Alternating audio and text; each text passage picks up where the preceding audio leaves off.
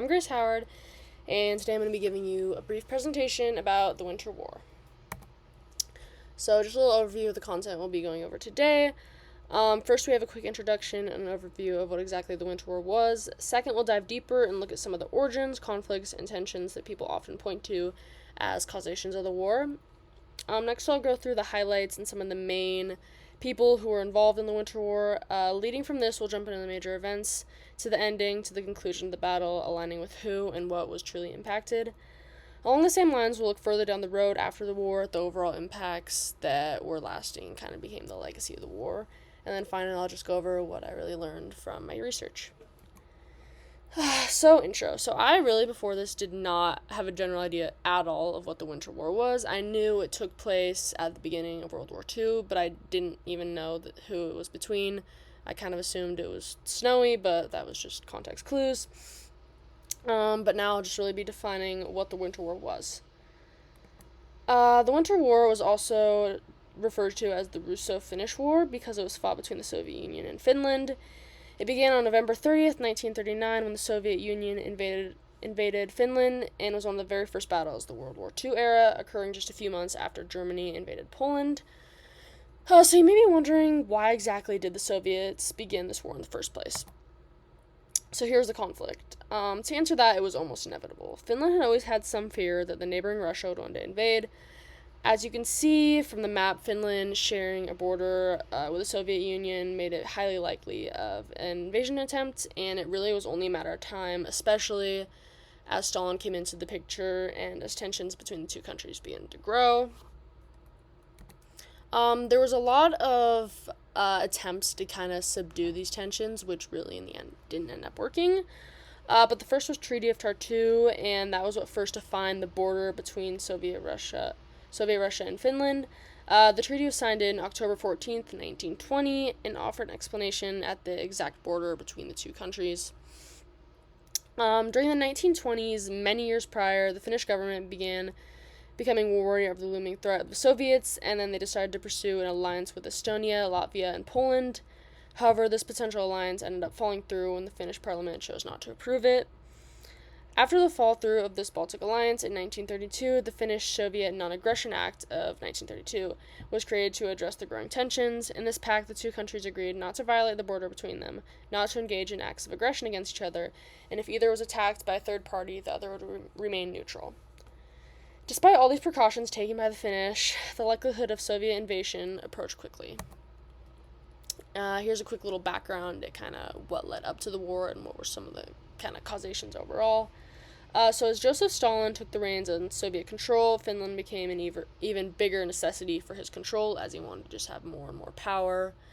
As the Second World War began and the Soviet Union and Germany found themselves as rivals, however, the Finnish first declared themselves as neutral, which angered the Soviets. Stalin, then concerned that Finland would allow themselves to be used as a base for a potential German attack, he then demanded that Finland's border with Russia would be moved back 16 miles to create a buffer zone around Leningrad, which is present-day St. Petersburg in Russia.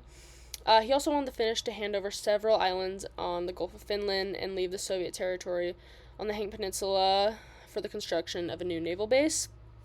In exchange for all these demands, Stalin did offer the Finnish a large area of Soviet land, but the Finnish were very wary of the exchange and just refused to accept his request.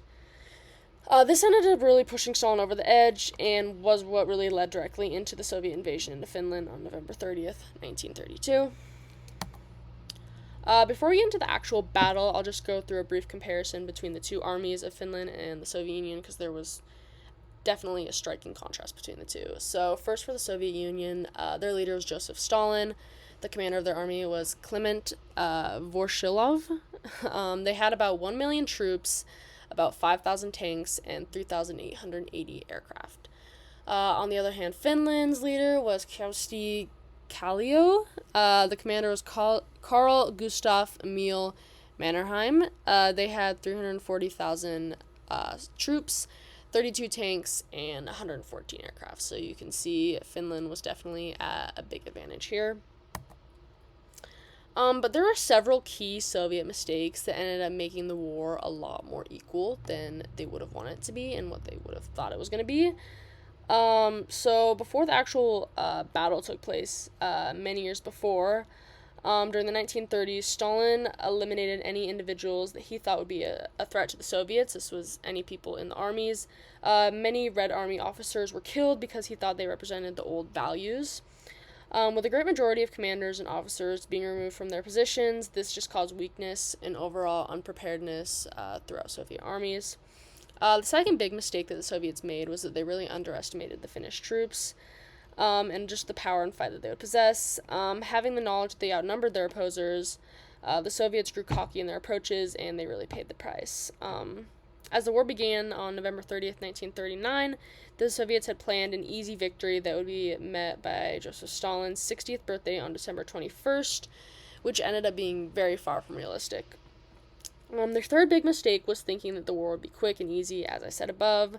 The Soviets did not stockpile food or equipment for their soldiers, really, and as the war lasted into the very cold winter months, hence the name, many Soviet soldiers died due to frostbite. This was, I think, the main factor in deaths. This unpreparedness grew due to the limited supply lines, especially to eastern Finland.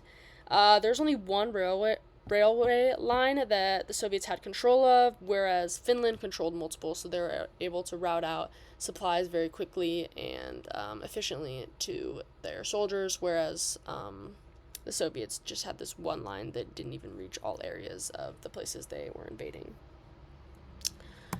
So these Soviet mistakes were really added to by the Finnish response. So the Finns, even though they're outnumbered in terms of the army sizes, supplies, and just overall firepower, they did have a few very important strategies that they did use in order to fight back against the Soviets. First was the Moti tactics. This refers to a Finnish tactic of encircling and isolating smaller Soviet units in forested and frozen areas, then attacking them from multiple directions. It was kind of just like a sneak attack trap that they had. Soviet units often relied on heavy artillery and their conventional mass tactics, and they felt vulnerable to being surrounded in these dense forests where they weren't very familiar with. The Finnish forces would break up larger Soviet formations, cut off their supply lines, and neutralize them in isolated engagements.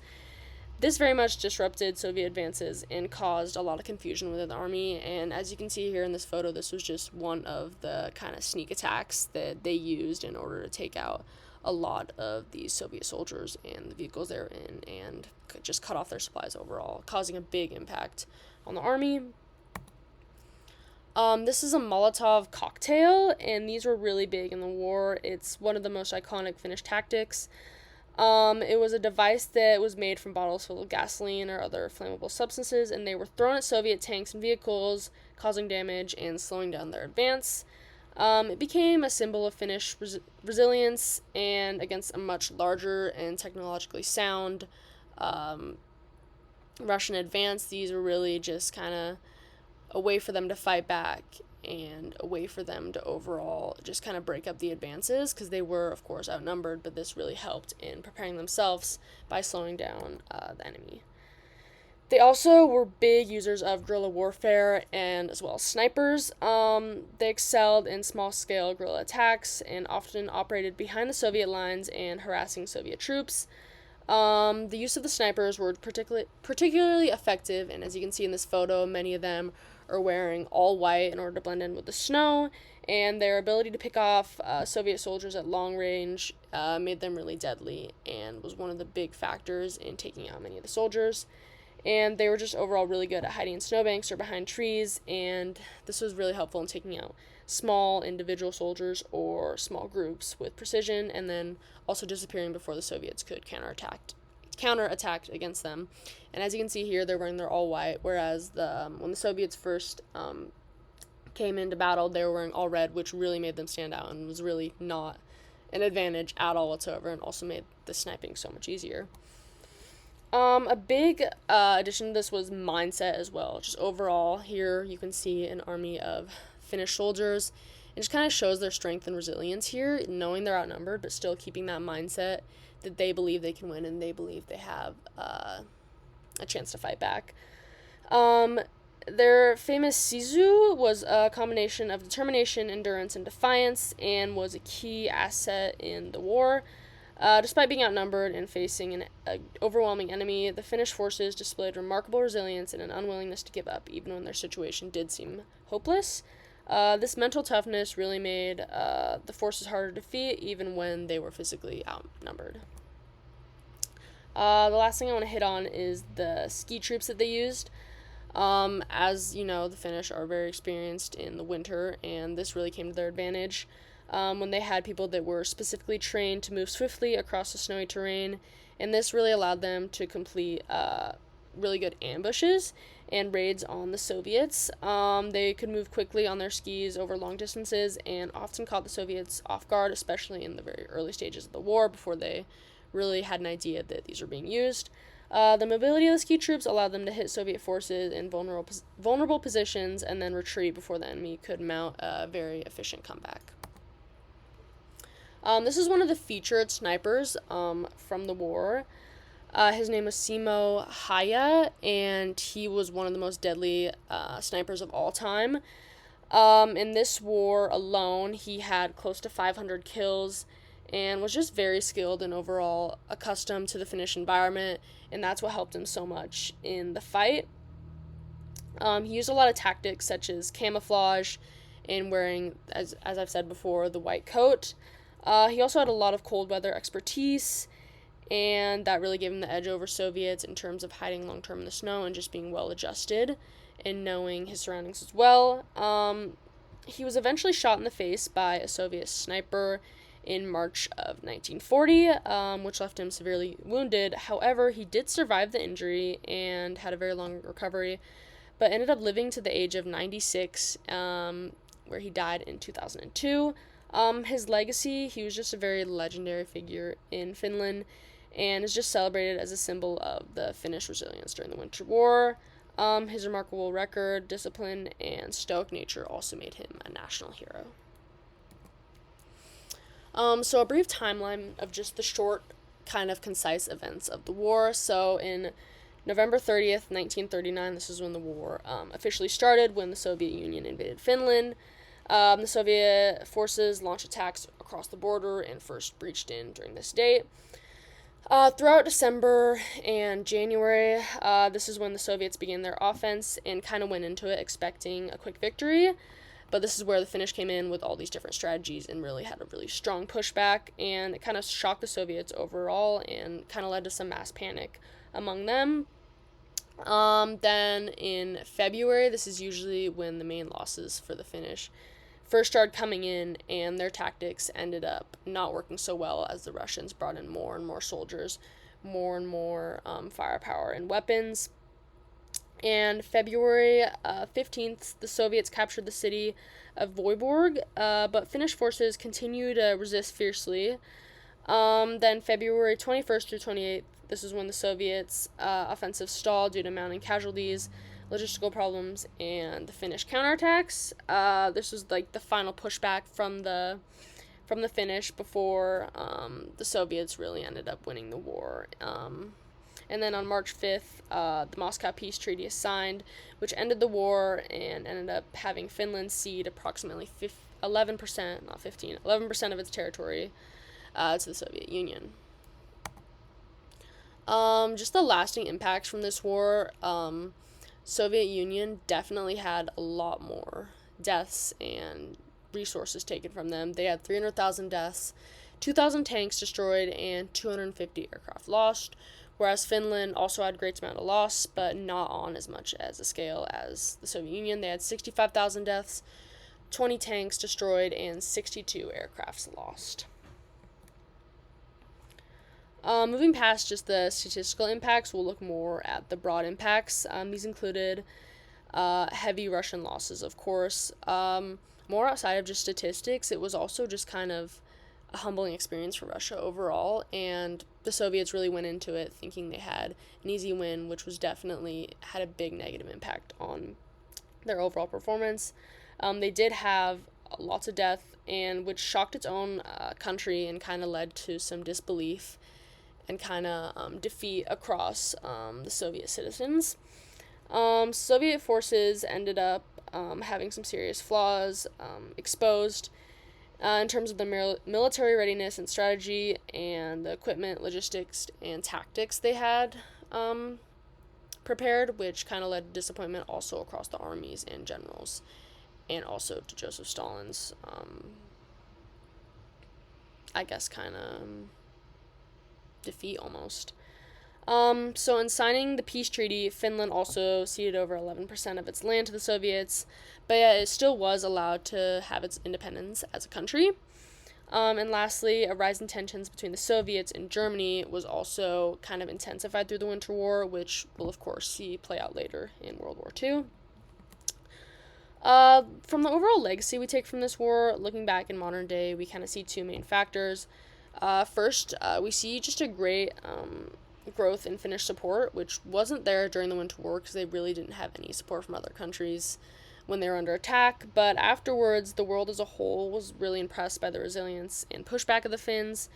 And then, however, on the other side, we kind of see the Soviets begin to kind of falter. Like, this is one of the first moments in history where people are beginning to think that, oh yeah, these people aren't untouchable. Like, they can be defeated.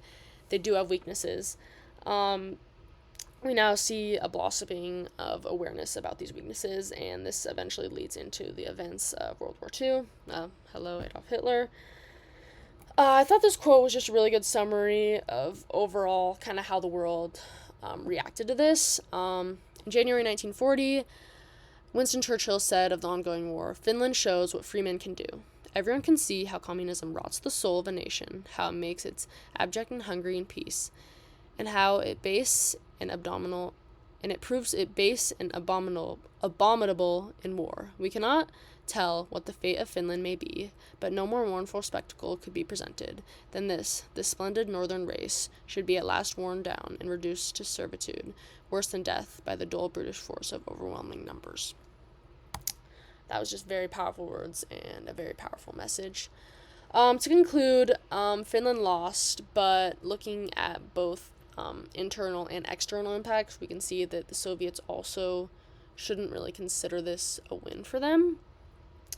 The Winter War also just played a very pivotal role in the coming World War II and kind of shaping up how the world viewed the Soviet Union and kind of, as I've said, the faltering in belief of the untouchable kind of.